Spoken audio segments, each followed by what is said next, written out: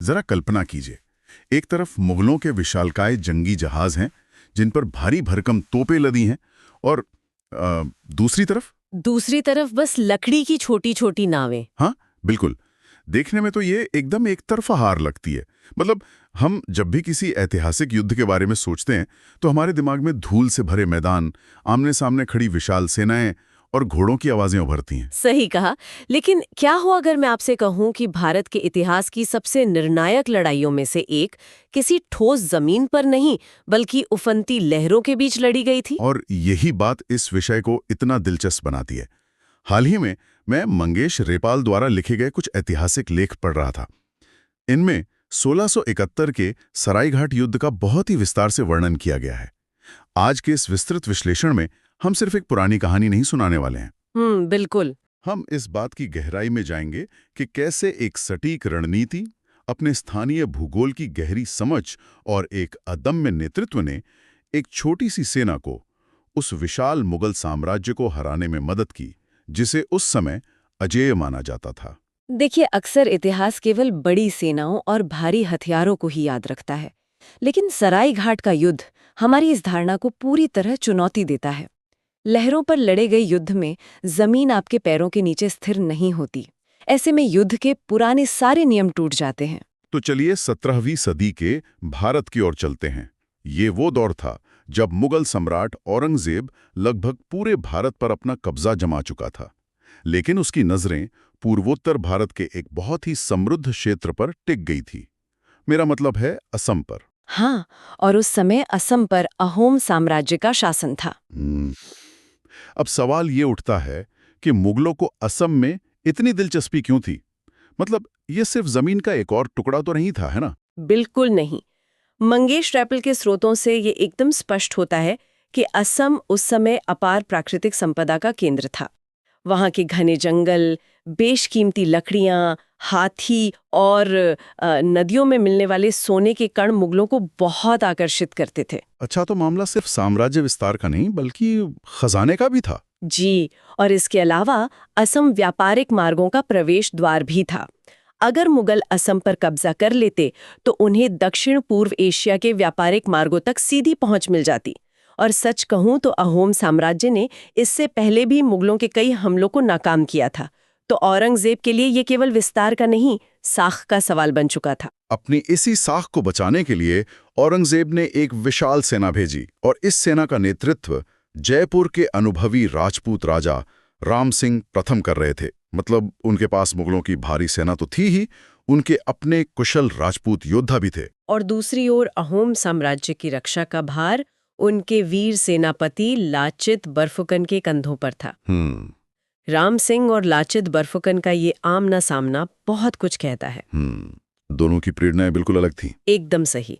राम सिंह एक ऐसे राजा थे जिनके पास संसाधनों की कोई कमी नहीं थी, लेकिन लाचित बरफुकन अपनी मातृभूमि, अपनी संस्कृति और अपने अस्तित्व की रक्षा के लिए लड़ रहे थे। लेकिन इन दोनों सेनाओं के बीच जो चीज सबसे बड़ी दीवार बनकर खड़ी थी, वो था इस युद्ध का स्थान, सराय घाट। रेपल के लेखों के अनुसार मुगलों को असम में प्रवेश करने के लिए सराय घाट से ही गुजरना था। बिल्कुल। पर मेरी समझ में एक बात नहीं आ रही है। असम का भूगोल इतना बड़ा है, तो अहोम सेना ने सराय घाट को ही युद्ध के मैदान के रूप में क्यों चुना?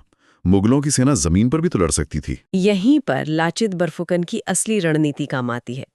लाचित बहुत अच्छी तरह जानते थे कि अगर मुगलों से खुले मैदान में लड़ाई हुई तो मुगलों की घुड़सवार सेना और तोपखाना अहोम सेना को आसानी से कुचल देगा। तो उन्होंने क्या किया? उन्होंने रातों रात मिट्टी के विशाल तटबंध बनवा दिए, जमीन के सारे रास्ते बंद कर दिए और मुगलों को मजबूर कर दिया कि वे नदी के रास्ते ही आगे बढ़ें। मतलब उन्होंने मुगलों को उनके पसंदीदा मैदान से हटाकर अपने इलाके में धकेल दिया। क्या बात है। लेकिन सरायघाटी क्यों? क्योंकि ब्रह्मपुत्र कोई साधारण नदी नहीं है। कई जगहों पर यह इतनी चौड़ी है कि दूसरा छोर दिखाई तक नहीं देता। लेकिन सराय घाट के पास आकर पहाड़ियों के कारण ये विशाल नदी सिकुड़कर सिर्फ 1 किलोमीटर चौड़ी रह जाती है। ये एक प्राकृतिक फंदा था। अच्छा, मैं इसे इस तरह से समझ रहा हूं। मान लीजिए सराय घाट एक खजाने के कमरे का एक बहुत ही संकरा दरवाजा है। अगर आप उस दरवाजे पर मजबूती से पहरा दें तो बाहर खड़ी सेना कितनी भी विशाल क्यों ना हो, उसका आकार मायने नहीं रखता, उन्हें उसी एक संकरे रास्ते से आना पड़ेगा। बिल्कुल सटीक उपमा है ये। उस दौर में सेनाओं के लिए नदियां ही राजमार्ग हुआ करती थीं। सराई घाट का वो संकरा जलमार्ग अहोम सेना को एक बहुत बड़ा प्राकृतिक लाभ दे रहा था। लाचित बरफुकन ने भूगोल को अपना सबसे घातक हथियार बना लिया था। ये रणनीति तो बहुत शानदार है, लेकिन मेरी एक उलझन है। मुगलों के पास बड़े बड़े युद्धपोत थे जिन पर भारी तोपें लगी थीं, और अहोम सेना के पास क्या था? लकड़ी की छोटी नावें। हाँ, बिल्कुल। तो फिर सुनने में ये रणनीति अच्छी लगती है, लेकिन क्या केवल भूगोल के ज्ञान से तोपों का सामना किया जा सकता है? एक तोप का गोला लगेगा और नाव के परखच उड़ जाएंगे। क्या इस तरह लड़ना एक आत्मघाती कदम नहीं था? आपकी शंका बिल्कुल जायज है। सामान्य नजर से ये आत्महत्या ही लगती है, लेकिन हमें मुगलों के जहाज़ों और नदी के विज्ञान को समझना होगा। मुगलों के युद्धपोत विशाल तैरते हुए किलों की तरह थे। वे शांत या गहरे पानी में तो बहुत अच्छा काम करते थे। लेकिन ब्रह्मपुत्र शांति तो बिल्कुल नहीं है। एकदम सही। ब्रह्मपुत्र एक बेहद तेज और भयंकर धाराओं वाली नदी है। इतने तेज बहाव में किसी भी भारी जहाज को मोड़ना या उसकी दिशा बदलना बहुत मुश्किल होता था। अगर उन्हें दाईं ओर मुड़कर तोप चलानी हो तो बहुत समय लगता था। ओहो। और इसके विपरीत अहोम सेना की नावें कैसी थी? वे बाचरी नामों का इस्तेमाल करते थे। ये पेड़ों के तनों को खोखला करके बनाई गई लंबी, संकरी और बहुत हल्की नावें होती थीं। इनकी सबसे बड़ी खासियत इनकी गति थी। अहोम सेना ने मुगलों के भारी आकार को ही उनकी कमजोरी बना दिया। मतलब दुश्मन के सबसे बड़े हथियार को बेअसर करने के लिए अपनी कमजोरी यानी अपनी नावों के छोटे आकार को ही ढाल बना लिया। तो जब ये दोनों सेनाएं साराई घाट के पानी में टकराईं, तो शुरुआत में क्या हुआ? शुरुआत में तो एक गतिरोध बन गया। मुगलों ने नदी के रास्ते आक्रमण किया, लेकिन अहोम सेना के फुर्तीली नावों ने उन्हें रोक दिया। संघर्ष चल ही रहा था कि तभी अहोम खिमे में एक ऐसी खबर आई जिसने पूरी सेना की रीढ़ तोड़ दी। हाँ, मैंने पढ़ा है इसके बारे में। ये इतिहास के पन्नों का सबसे नाटकीय क्षण है। युद्ध अपने चरम पर था और तभी सेनापति लाचित बरफुकन गंभीर रूप से बीमार पड़ गए। जी हाँ, उन्हें तेज बुखार आ गया। वे इतने कमजोर हो गए कि बिस्तर से उठना भी मुश्किल था। और इसका असर तो सेना पर पड़ना ही था। बिल्कुल। किसी भी सेना का कमांडर केवल आदेश देने वाला व्यक्ति नहीं होता, वो अपने सैनिकों की हिम्मत का प्रतीक होता है। जब सैनिकों को पता चला कि उनका नेता असहाय होकर बिस्तर पर पड़ा है, तो उनका मनोबल पूरी तरह चरमरा गया। और मंगेश रैपल के स्रोतों के अनुसार मुगलों की तोपें आग उगल रही थीं। अहोम सैनिकों को लगा कि अब सब खत्म हो गया है, इसलिए उन्होंने पीछे हटना शुरू कर दिया। वे भागने लगे थे। और सोचिए, यदि वे पीछे हट जाते तो सराई घाट मुगलों के हाथ में चला जाता। असम का इतिहास हमेशा के लिए बदल जाता। लेकिन यहीं पर हमें समझ आता है कि एक महान नायक क्या होता है। बिल्कुल। जब लाचित बरफुकन को पता चला कि सैनिक पीछे हट रहे हैं तो उन्होंने आराम करने से साफ इनकार कर दिया। बुखार से तपते हुए उन्होंने आदेश दिया कि उन्हें एक नाव तक ले जाया जाए। हाँ, वे खुद ठीक से खड़े भी नहीं हो पा रहे थे। सही कहा।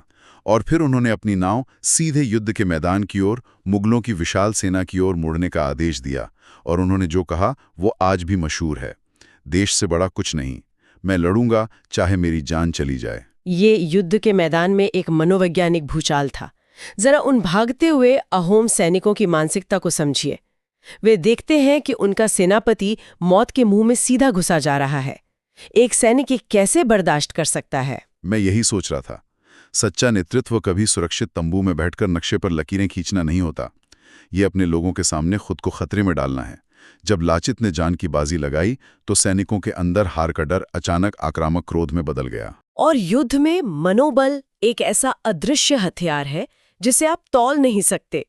मुगलों को लगा था कि अहोम सेना भाग गई है, वे जीत का जश्न मनाने ही वाले थे कि अचानक अहोम सेना एक भयानक आंधी की तरह उन पर वापस टूट पड़ी। और उस नए साहस से प्रेरित होकर अहोम सेना ने जो पलटवार किया, उसने मुगल सेनापति राम सिंह को पूरी तरह हैरान कर दिया। उन्होंने अपनी फुर्तीली नावों को मुगलों के भारी युद्धपोतों के बीच घुसा दिया। यहीं पर अहोम सेना की रणनीति और नदी की धाराओं ने अपना असली काम किया। अचानक हुए इस तेज हमले से मुगलों के जहाज घबराकर नदी में मुड़ने की कोशिश करने लगे। लेकिन तेज धाराओं में मुड़ना तो आसान था ही नहीं। बिल्कुल नहीं। वे ब्रह्मपुत्र के भंवरों में बुरी तरह फंस गए। दिशा बदलने की कोशिश में उनके जहाज एक दूसरे से ही टकराने लगे। ये दृश्य तो कुछ ऐसा लगता है जैसे भारी लोहे के कवच पहने हुए विशाल योद्धा किसी दलदल में फंस गए हों। उनका वो भारी कवच ही रुकावट बन गया है और हल्के हथियारों वाले फुर्तीले लोग आसानी से उनके चारों ओर घूम घूम कर उन पर वार कर रहे हैं। ये तुलना बहुत ही सटीक है। मुगलों का वो भारीपन जिसे वे अपना फायदा समझते थे, वही उनके गले का पत्थर बन गया था। अहोम सेना ने फंसी हुई मुगल नौकाओं को चारों ओर से घेर लिया। तो ये रणनीति और प्रकृति के जाल का एकदम सही मिश्रण था। हाँ, ये संख्या बल पर रणनीति की विजय का एक बेहतरीन उदाहरण है।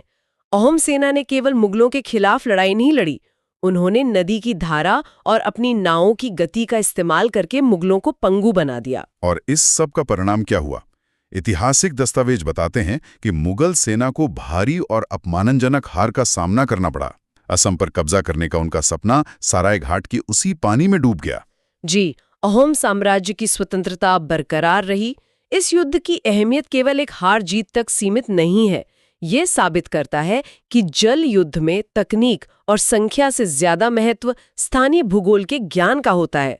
एक छोटी सेना भी बड़ी ताकत को घुटनों पर ला सकती है। शायद यही कारण है कि आज भी असम में लाचित बरफुकन को एक राष्ट्रीय नायक माना जाता है। उनका नाम साहस और देशभक्ति का प्रतीक है। अगर हम आज की इस चर्चा को समेटना चाहें तो इससे 3 बहुत बड़ी सीखें मिलती हैं। बिल्कुल। पहली सीख तो यही है कि रणनीति हमेशा हथियारों और सैनिकों की संख्या से बड़ी होती है। और दूसरी है नेतृत्व की शक्ति। लाचित बरफुकन का वो बीमार अवस्था में मौत के मुंह में जाना ये साबित करता है कि जब नेता अपनी जान की बाजी लगाता है तो लोग असंभव को भी संभव कर देते हैं। एकदम सही।